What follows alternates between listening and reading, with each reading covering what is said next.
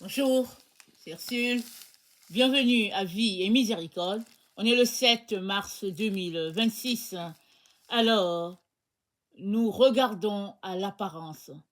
Et l'apparence est un véritable mur nous empêchant de regarder notre Seigneur Jésus. Parce que l'apparence, elle est matérielle.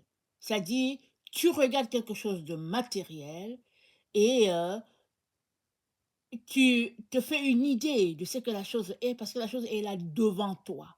C'est-à-dire, avec nos yeux naturels, nous regardons et nous tirons nos conclusions.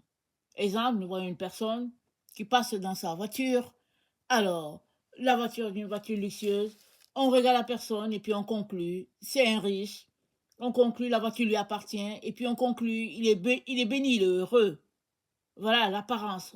Et on a vu une personne dans une voiture luxueuse, on a tiré nos conclusions et puis on s'est mis à convoiter la personne. Or, il se pourrait que ce ne soit pas sa voiture. Il se pourrait tout simplement que ce soit juste une location pour frimer. Et il se pourrait que ce soit la personne la plus malheureuse de la Terre. Mais l'apparence que la personne nous a envoyée nous a donné des signaux, nous faisant croire que nous aussi on veut être comme la personne, et puis nous voilà partis dans notre imagination. Alors l'imagination est un grand obstacle à nous connecter à Jésus. Amen. Si tu veux connecter à Jésus, la Bible dit, nous marchons non par la vue, mais par la foi. Ça veut dire que ce sont les paroles de Jésus-Christ qui nous font avancer, alors que lui n'est pas là devant nous. Il a dit, je m'en vais et puis je vais revenir. Mais quand est-ce qu'il va revenir? On doit le croire sur parole. S'il ne revient pas du temps où tu es sur la terre, il reviendra du temps où c'est quelqu'un d'autre qui est sur la terre. Il te revient de croire, de mettre ta foi en ce qu'il a dit en disant, ok, il va revenir, alors je vais me préparer. Je me prépare. S'il vient en mon temps, ok, je vais entrer dans la gloire avec lui. S'il vient après mon temps, ben je l'aurai rejoint à l'endroit où il est. Mais je me serai préparé. Parce que l'apparence nous arrête sur le moment. Ça nous arrête sur la chose, sur la personne, et ça nous empêche d'aller plus loin. Alors que quand on marche par la foi, on ne voit pas la chose et on remet notre foi en Dieu qui peut faire que cette chose va arriver jusqu'à nous.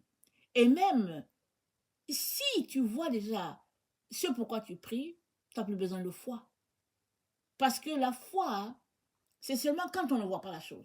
Mais quand la chose est là, on ne parle plus de foi. Et Dieu nous appelle à ne pas regarder à l'apparence, mais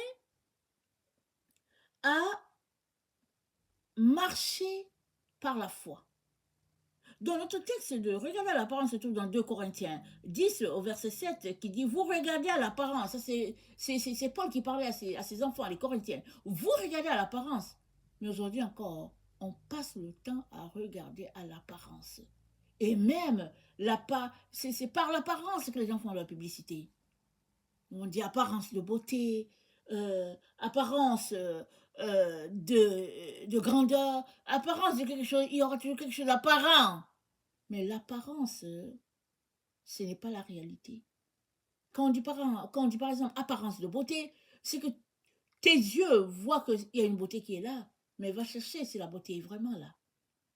Alors, dans 2 Corinthiens 3, au verset 18, c'est dit, nous tous qui, le visage découvert, contemplons comme dans un miroir la gloire du Seigneur, nous sommes transformés à la même image, de gloire en gloire, comme le Seigneur l'Esprit. Amen. Nous qui tous, le visage découvert, contemplons comme dans un miroir la gloire du Seigneur. Et la gloire, c'est quoi? On ne voit pas Jésus avec nos yeux, il n'est pas là. Mais on le contemple comme dans un miroir. On le contemple comme si Jésus-Christ était là devant nous, dans un miroir. Quand tu vas regarder ton visage dans le miroir, tu arrives dans le miroir, tu te regardes et puis tu vois ce qui est là.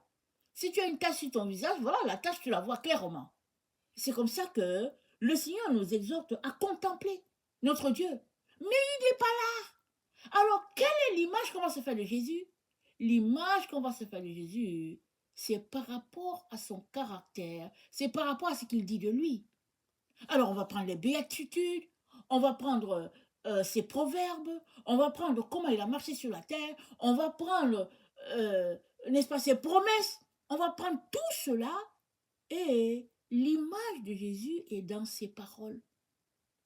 C'est comme ça que on va se créer l'image de la personne jusqu'à ce que un jour, ce que tu imagines de Jésus-Christ va se dessiner devant toi. Et ce sera sa gloire. Ce ne sera pas lui-même qui est là, mais sa gloire va apparaître devant toi parce que tu as passé ton temps à le contempler par tes prières, par tes louanges, par tes célébrations, lisant la parole. Tu contemples ton Seigneur et tu es transformé à l'image de ton Seigneur Jésus, de gloire en gloire. Alors que tu le contemples, alors que tu l'admires, alors que tu le célèbres, cette image que tu as de Jésus s'imprègne sur toi, se dessine sur toi et tu finis par ressembler à Jésus-Christ. Amen. C'est ça que le texte nous dit. C'est dit, j'ai tout dans 2 Corinthiens 3, le verset 18, c'est dit, nous sommes transformés en la même image. C'est-à-dire l'image que tu te fais de Jésus, c'est cette image aussi qui vient sur toi. Si bien que quelqu'un va te voir, la personne va dire, excusez, j'ai rencontré Jeannette, mais c'est bizarre, j'avais l'impression que je voyais Jésus. Pourquoi? Parce que Jeannette passe son temps dans la présence de Jésus, elle passe son temps à contempler son Dieu, elle passe son temps à demander pardon pour ses fautes, pour ses erreurs, et elle passe son temps à s'identifier à son Seigneur en toutes choses. C'est ça, le fait de ne pas regarder à l'apparence. Quand on regarde à l'apparence, on se fixe une idée, une image dans l'esprit, et cette image reste, elle est là. Elle est là, et puis elle ne part pas parce qu'on s'est fixé une idée. Et ce que Dieu veut, c'est que nous puissions le contempler en esprit et en vérité. Parce que là où il y a une image qui est fixée, ça vire à l'idolâtrie. Ça vire à l'idolâtrie. Mais le Seigneur aimerait qu'on le contemple en esprit et en vérité. Alors que nous le contemplons, nous allons finir par le voir dans notre esprit.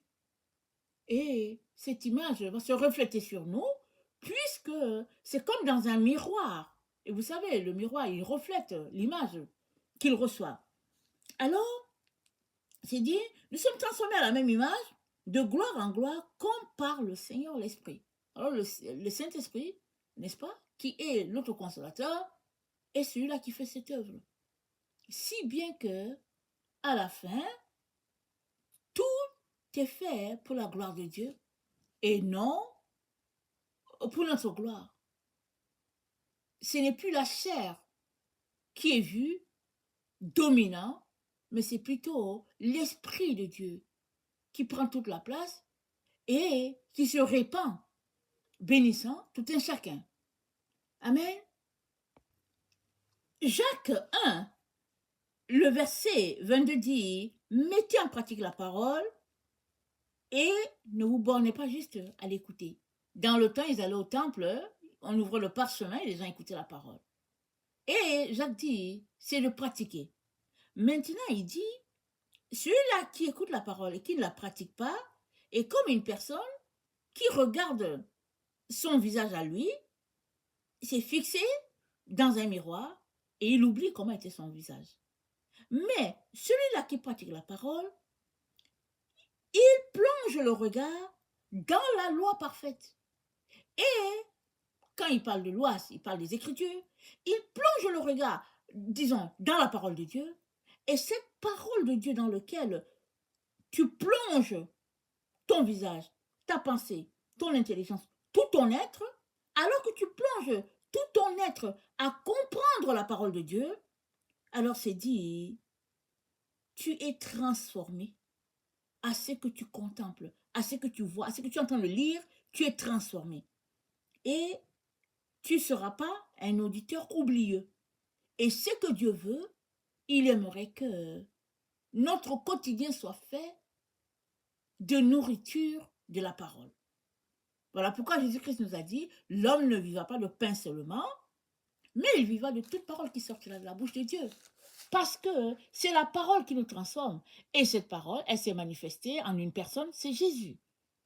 Donc, les Écritures, là, que nous lisons, on voit ça, c'est bien écrit, noir sur blanc. Ça, c'est une lettre qui est morte. Si l'Esprit Saint ne vient pas animer ce qu'on est en train de lire, alors on se retrouvera à lire tout simplement comme si on lisait un journal. Mais, alors que nous invitons le Saint-Esprit, alors que nous contemplons la gloire de Dieu à travers ces Écritures viennent s'imprégner en nous et nous sommes transformés à l'image de Christ, mais surtout, notre foi grandit parce que la personne que nous voyons, ce n'est pas en apparence. Jésus n'est pas là en apparence.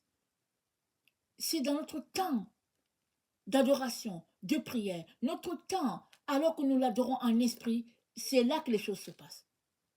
Voilà pourquoi, chers frères et chers sœurs, il est important que nous puissions nous déconnecter des choses qui nous distraient et que nous prenions le temps pour contempler notre Dieu, notre Créateur.